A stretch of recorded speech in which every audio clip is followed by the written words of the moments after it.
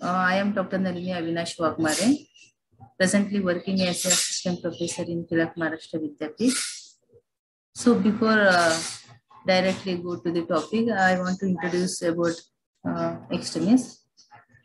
In the years, the Congress was completely under the influence of the moderates who believed in purely constitutional methods and agitated for peaceful reforms in the Indian administrative system. But during these very years of the Congress, certain events happened in India and abroad, and certain forces were at work, which produced among the younger of the nation a group of people who began to question the wisdom of the method of prayers and petitions followed by the moderates. In order to achieve their political objectives, they were called the extremists or militant nationalists. There were so many reasons to start the extremist movement in India. Now let's check each and everything in brief in this lecture. So while we study in this topic, we have to study the introduction, then causes of extremism in India, then importance of extremism in Indian national movement, and who were the eminent leaders of this extremist movement, and conclusion and some reference books. As we know that in 1885, A.U. Hume founded the Indian National Congress. When we study the Indian national movement history, we find the three parts. One is Moderate Party 1885 to 1905, then Extremist Party 1905 to 1919, then Gandhi era, that is 1992 up to the independence 1947. So when we study the Indian national movement, this every party or every era is very, very important for historical as well as national movement point of view. So in the last lecture, I completed the Moderate Party. Today our topic is related to Extremist Party, means 1905 to 1990. The major role played by in this national movement is Bal Gangadhar Tilak. I separately explain related to that one. But in this lecture, we only study the what were the causes to start the extremist party in India. This one also called in Indian history as the second phase. First phase, moderate; second phase, this extremist; and third phase is Gandhi and movement. So let's see the extremists. Already I explained that they are called as the extremists. They are not liked by the moderates' policies, peaceful methods, requests, petitions, prayers, and the new generation started who are not likewise these methods, and they wanted to freedom Swaraj as soon as possible. So there were many causes to start this extremist party. The empathy of the government to demand of the Congress, Hindu revivalism, famine of 1897, outbreak of plague, the repressive policy of Lord Curzon, economic condition of the people, how the Britishers exploited the Indian, then impact of events occurring in foreign countries at the time, Japan, Russia. That is also one more reason to start this extremists in India. Then major role played by in this time is Bal, Pal, and Lal's leadership. Bal Gangadhar Tilak, Lala Lajpat Rai, and Bipin Chandra Pal. Then we find in this lecture also what were the differences between the moderate and extremists. Then first one is empathy of the government to the demands of the Congress. Whatever the Congress demanding at that time, government is neglecting that one.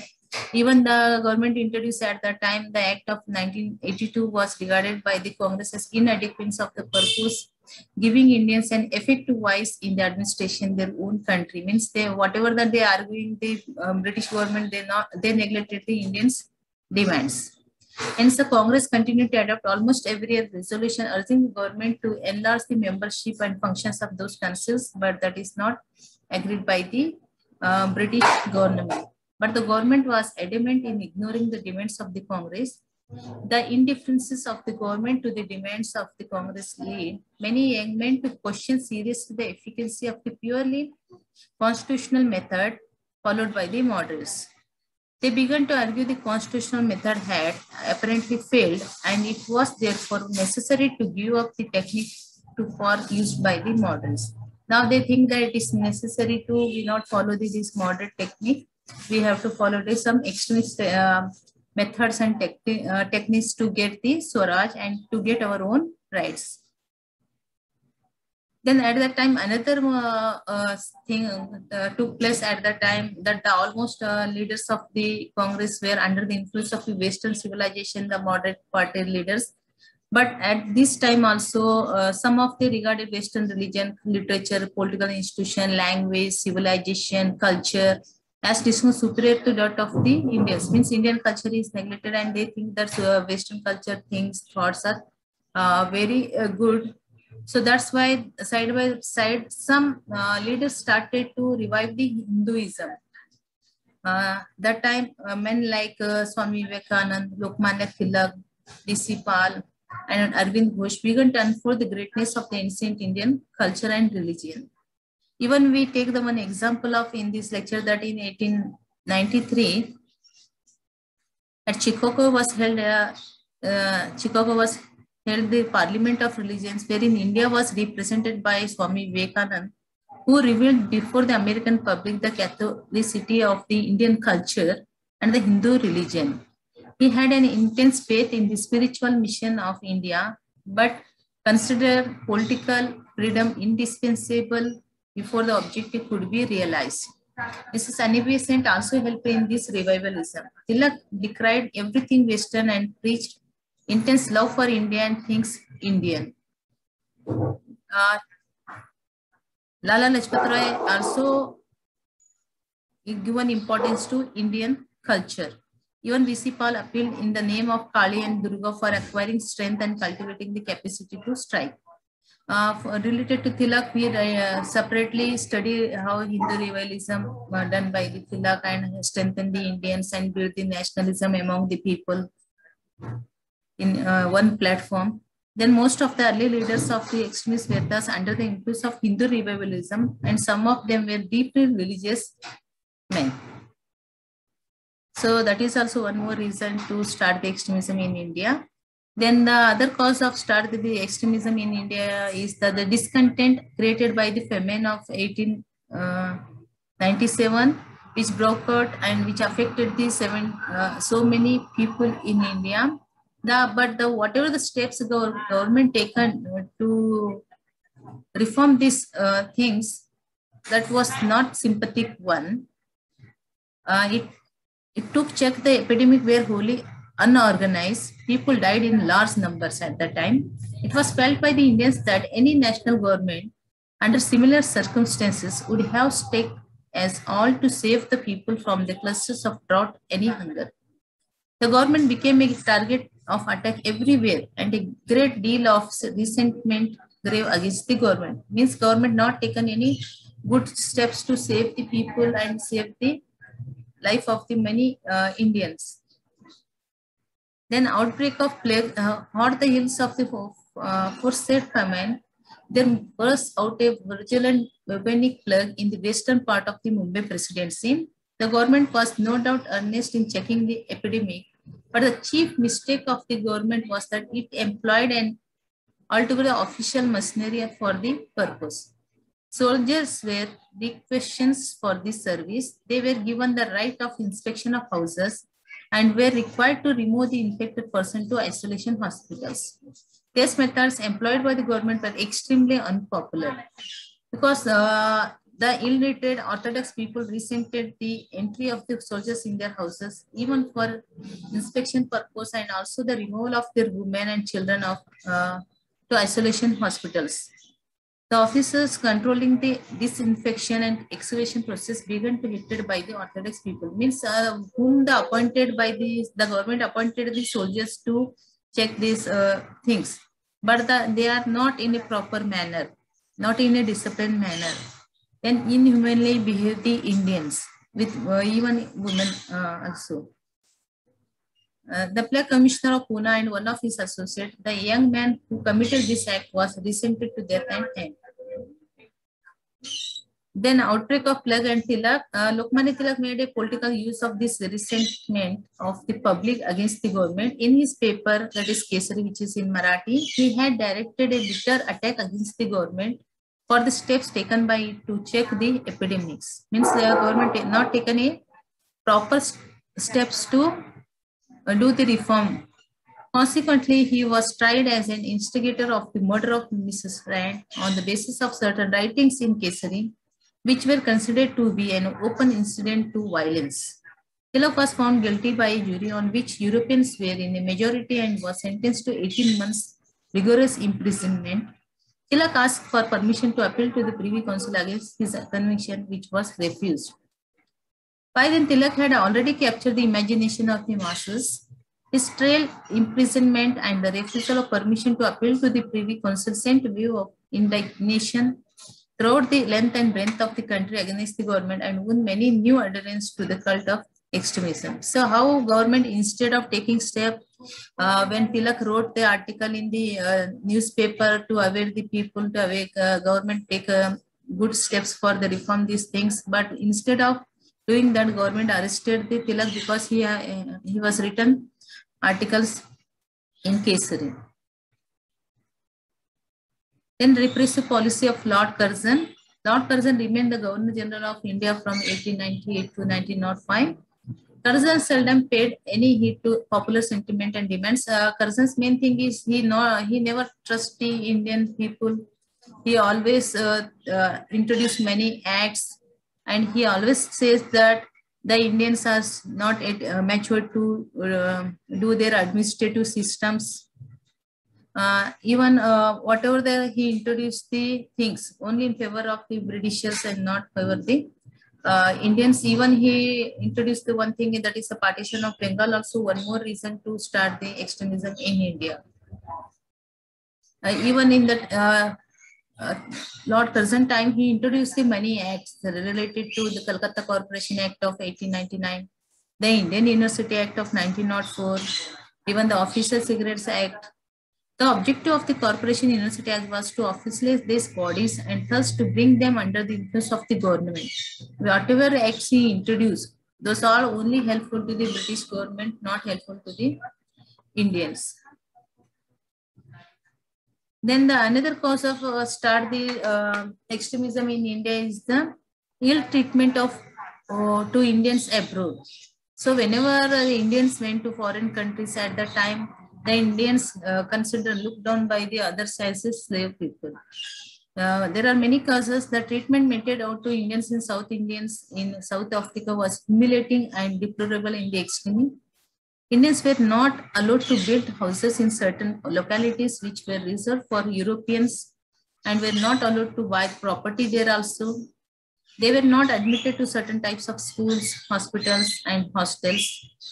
They were not allowed to travel in upper railway classes with Europeans. So here the partiality things we find there.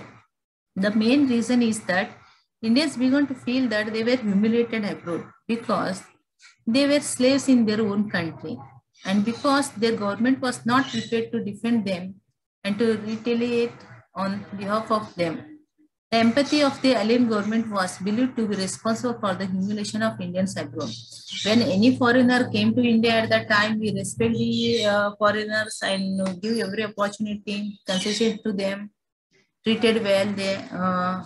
But when Indians went to foreign countries, abroad their treatment is inhuman, like a slave. So this is not liked by the most of the educated Indians. Then they think that why this one happened.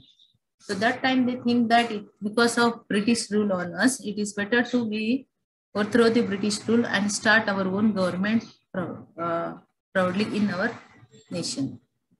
So this is the one cause to start the extremism in India. Then partition of Bengal also one more reason. The last official of Lord Curzon was the partition of Bengal. The province of Bengal was sought to be divided into two parts, Western and the Eastern Bengal. In Western Bengal, Hindus were in a majority, and in the Eastern, Still, Muslims were in preponderance. It was said that partition was necessary for administrative convenience and efficiency because the provinces had become unviable. But Indians in general and the Bengalis in particular clearly realized that it was a stubble move on the part of the British government to weaken the forces of nationalism in Bengal by winning away the Muslims. Lord Curzon visited East Bengal and in his attempt to win over Muslims in favor of the partition, said that the partition would create in East Bengal a provinces where the Muslims could flourish without the comments of any other community. The partition was taken to be diplomatic move to play the game of divide and rule. Some of the Muslims were apparently caught in the snare. The speeches and intentions of Lord Curzon and other British officials might have been misunderstood, but the subsequent raids which occurred were attributed to those speeches by the Hindus. So clear cut, it shows that the partition done by the Britishers to divide the Hindus and Muslims. So most of the Indians against this one. A vigorous agitation started against the contemplated partition. Swadeshi movement had already been gaining ground in Bengal and other provinces of India for some time. The people of Bengal retaliated by giving a vigorous start to the movement for the boycott of foreign and especially the British goods. The Swadeshi and the boycott movement spread throughout the length and breadth of India and especially in Bengal. Curzon implemented the partition plan and wrote roughshod over the sentiments of the Indian public. Many authorities on the national movement are agreed that the partition became the direct and immediate cause of the growth of extremism and terrorism in the country. The partition was no doubt accomplished under the threat of the British bayonets, but it left Indians bitter and the Bengalis only. So the partition of India also one more major role to rise extremism in India. Then another cause is the myth of European supremacy exploded. So before these things happened, the Europeans considered superior, but later on some Asians also considered superior. Let's see which were the incidents. Near about the end of the 19th century, certain events happened in Europe, which had far-reaching repercussions on the national movement. In 1895, Italy was defeated by Abyssinia. In 1905, Russia by Japan. See, Russia was a big country, but Japan was a small nation. But this small nation, the Asian nation, defeated the big Russia. So this is the one turning point we find in Europe, which is also influenced the Indians very much. Thus, the two European powers had been humbled by Asian powers. Up to that time, the superiority of European powers over Asians in the matter of warfare was taken for granted, and the European armament was considered invisible. The result of these two wars exploded this myth. Young men began to study the Japanese way of life and warfare and began to evaluate the chances of defeating the British by some form of violent action, if not in a regular war. So now the Indians also thinking that such as small Japan defeated the big Russia, so why not we study their technique, and Asians also strong too if they decide and defeat the European powers. So this is also influenced the young minds of the Indians, and it is the one more reasons to start the extremism in India. Then the extremist leader Lala Lajpat Rai, Bal Gangadhar Tilak, and Bipin Chandra Pal. They have played a major role in Indian national movement in the extremist era. Then in a word, we check what is the Tilak's view on extremists. The extremists of today will be moderates of tomorrow, just as moderates of today will extremists of yesterday. Tilak's many articles on British rule and exploitation of India mentioned in his Kesari and Maratha newspaper also. Then we find what were the differences between the moderates and the extremists. Moderates leaders were Gopal Krishna Gokhale, Firoz Shah Mehta, V.C. Banerjee, Dadabhai Naoroji, etc. While we consider the extremist leaders were already I explained, Bal Gangadhar Tilak, Bipin Chandra Pal, and others. Then moderates did not believe on Swaraj, Swadeshi, boycott, and national education. Extremists totally believe on Swaraj, Swadeshi, boycott, and national education. And they all follow this one strictly in their life. And they argued the people to follow these things and overthrow the British government from India. Then the moderates believe in loyalty to the English throne. They also believe that the continuance of British rule was in the interest of the people of India. Whereas we find the extremists, they not believe in rule. They think that British rule in India was a curse. And the question of loyalty to British did not arise at all. The moderates in the believe the policy of conciliation, compromise. They are satisfied what small concession given by the British government. Where we compare to these extremists, they not believe in the British sense of government or their justice. Even they are not satisfied by the petty reforms done by the British government to the Indians. Even moderates believe in adopting strictly constitutional methods for agitation and also the frivolous type. They not adopt any violence method. Where we compare to extremists, they are totally they believe in constitutional method, but could not put eyes against the autocratic rule of a foreign nation.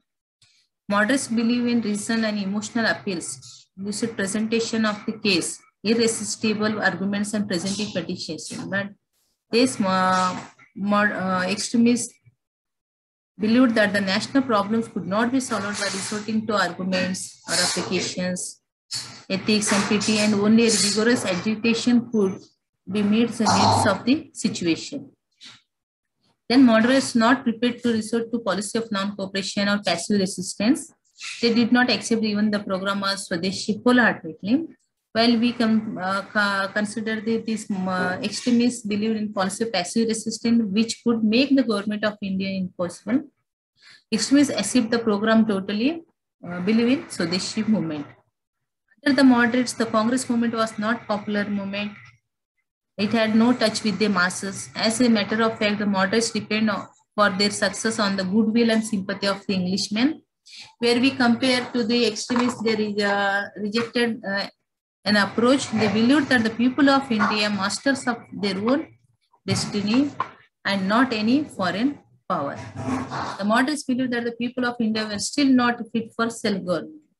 But where we consider the extremists, they are in that they trust the self-reliance and self-government. The Indians have their own rights, not necessary to believe the foreigners.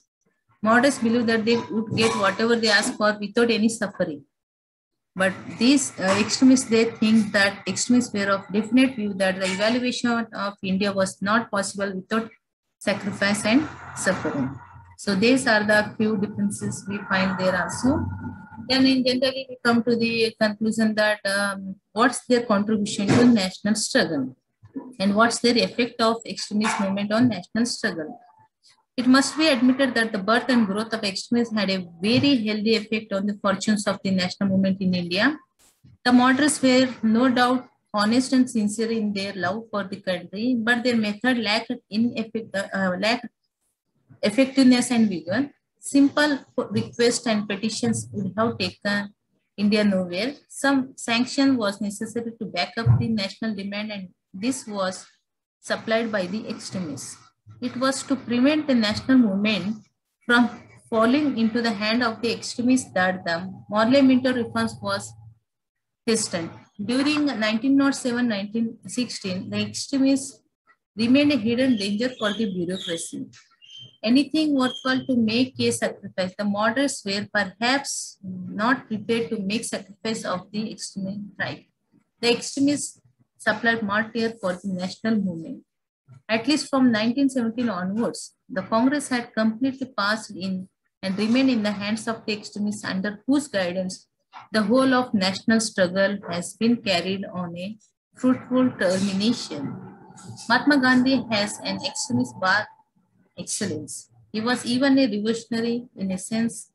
He only insisted on non-violence and truth while adopting the credit of the extremists. Thank you very much for listening my lecture. Thank you.